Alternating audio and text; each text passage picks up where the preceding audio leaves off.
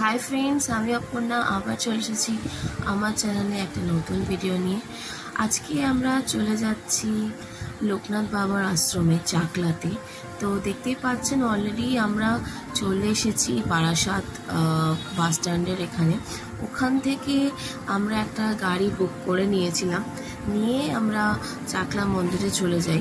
আপনারা যদি চান তাহলে বারাসাত বাস স্ট্যান্ড থেকে খানিকটা এগিয়ে গিয়ে কাউকে জিজ্ঞাসা করবেন চাকলা মন্দির যাব কিভাবে যাব।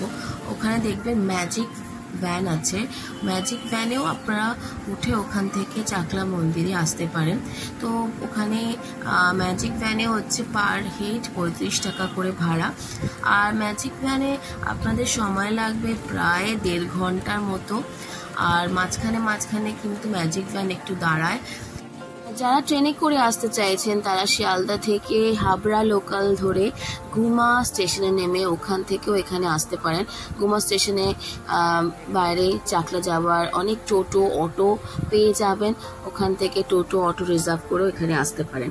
তো দেখতেই পাচ্ছেন আমরা অলরেডি মন্দিরে পৌঁছে গেছি।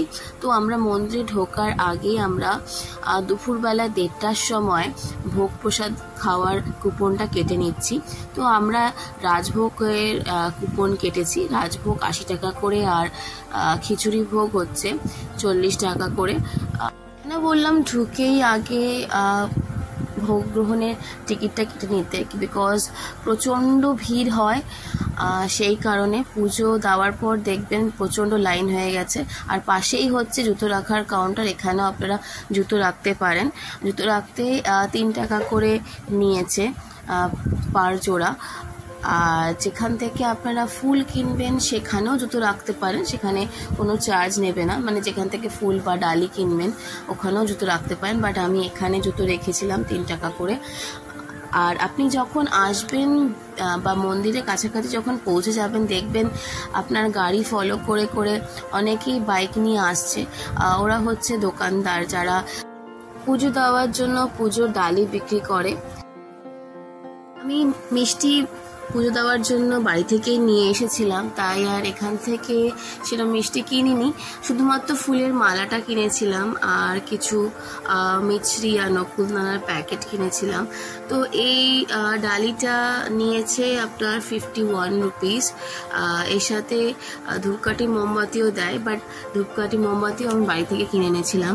সো সেটা আপনাদের উপর ডিপেন্ড করছে। যদি আপনারা চান তাহলে মিষ্টি ধূপকাঠি সমস্ত কিছু বাড়ি থেকে নিয়ে আসতে পারেন পুজো দেওয়ার জন্য, আবার এখানে এসেও দোকান থেকে কিনে নিতে পারেন। ইজিলি অ্যাভেলেবেল, অনেক দোকান আছে, প্রচুর দোকান আছে এখানে। তো ওখান থেকেও আপনারা ডালি কিনে নিয়ে এখানে পুজো দিতে পারেন। এটা হচ্ছে পুরো মন্দিরটা। এই সাদা মন্দিরটার পাশেই একটা ছোট্ট মন্দির রয়েছে যেখানে লোকনাথ বাবার পুজো করা হয়। সেখানেও নিয়ে যাব আপনাদেরকে, আপনাদের পুরোটাকে ঘুরিয়ে দেখাচ্ছি। আমি আগে প্রতি বছরই আসতাম এখানে, প্রতি বছর ডিসেম্বর মান্থে আসতাম শীতকালে। আজকে এখানে যে এসেছি অনেক বছর বাদে, সময় হয়ে উঠছিল না, তো আমি এই সময় এলাম। বাট প্রচণ্ড গরম ছিল, গরমের সময় দেখলাম একটু ফাঁকা ফাঁকা রয়েছে, বাট শীতকালে প্রচণ্ড ভিড় হয়। আর জুন মাসে বাবার তিরোধান দিবসের সময় কিন্তু প্রচণ্ড ভিড় হয় এবং খুব ভালো এখানে পুজো হয়। এটা হচ্ছে ওই পাশের যে মন্দিরটা রয়েছে বাবাকে যেখানে রাখা হয়েছে, লোকনাথ বাবার যে মন্দিরটা তার পাশেই এই বড় মন্দিরটা রয়েছে। এখানে কিন্তু অনেকেই অন্নপ্রাশন দেওয়ার জন্য নিয়ে আসে, অন্নপ্রাশন আর বিভিন্ন রকমের পুজো এখানে করা হয়। দেখবেন আপনারা যেখান থেকে আপনারা কুপন কাটছেন ভোগের, ওখানে লিস্ট টাঙানো রয়েছে, ওই লিস্ট দেখে দেখেও আপনারা এখানে পুজোর জন্য আসতে পারেন। এটা হচ্ছে মন্দিরের পেছন দিকটা। মন্দিরের পেছনের দিকটাই রয়েছে খিচুড়ি ভোগ গ্রহণের জায়গা। এই যে সামনে দেখতে পাচ্ছেন একটা ছোট্ট মতো ঘর, এই যে ঘরটা দেখতে পাচ্ছেন লেখা আছে খিচুড়ি ভোগের ঘর। যারা খিচুড়ি ভোগের জন্য মানে কুপন কাটবেন তারা এখানে এসে খিচুড়ি ভোগ খেতে পারেন। আর এই পেছন দিকে ওয়াশরুমের ব্যবস্থাও আছে। এই যে দেখুন এই যেখানে জিনিসপত্রগুলো বিক্রি হচ্ছে সমস্ত কিছু, সেখান থেকে সোজা হেঁটে গেলেই ওয়াশরুমের জায়গাও আছে। মন্দিরে মন্দিরের সামনে একটা এরকম কাঁঠাল গাছ রয়েছে। যতবারই এসেছি আমি দেখেছি এই কাঁঠাল গাছটার মধ্যে সব সময় মানে কাঁঠাল হয়ে রয়েছে, মানে এঁচড় হয়ে রয়েছে। যখনই আমি ডিসেম্বরে এসেছি তখনও ছিল শীতকালে, ওই সময় গরমকালে এলাম ফার্স্ট টাইম, তো এই সময় দেখলাম এখানে কাঁঠাল হয়ে রয়েছে।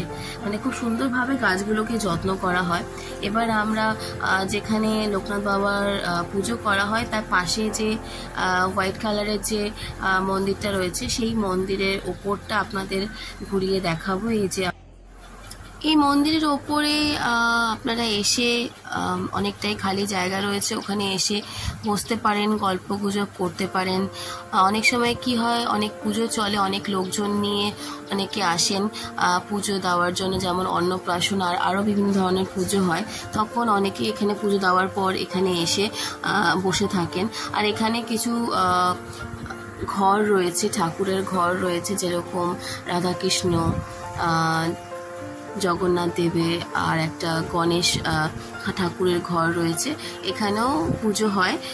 তো এখানে আপনারা গরম লাগলে বা যদি চাইছেন পুজো দিয়ে এসে কোথাও রেস্ট নিতে চাইছেন, ওপরে এসে আপনারা বসে থাকতে পারেন। তো উপর থেকে আপনাদের দেখিয়ে দিচ্ছি পুরো মন্দিরটা। এই যে অনেকটা জায়গা জুড়েই মন্দিরটা। আর যারা চাইছেন এখানে এসে থাকবেন, এখানে গেস্ট হাউসেরও ব্যবস্থা আছে। মন্দিরে ঢুকতে সামনেই যে কাউন্টারটা রয়েছে ওখানেও আপনারা জিজ্ঞাসা করে নিতে পারেন। অনেকে এসে এখানে থাকেও, ওখানেও আপনারা ফোন করে বা ওখানে যাওয়ার সময় জিজ্ঞাসা করে নিতে পারেন কী রকম রুম রেট, কীরকম খরচা, সমস্ত কিছু ওনারা বলে দেবেন।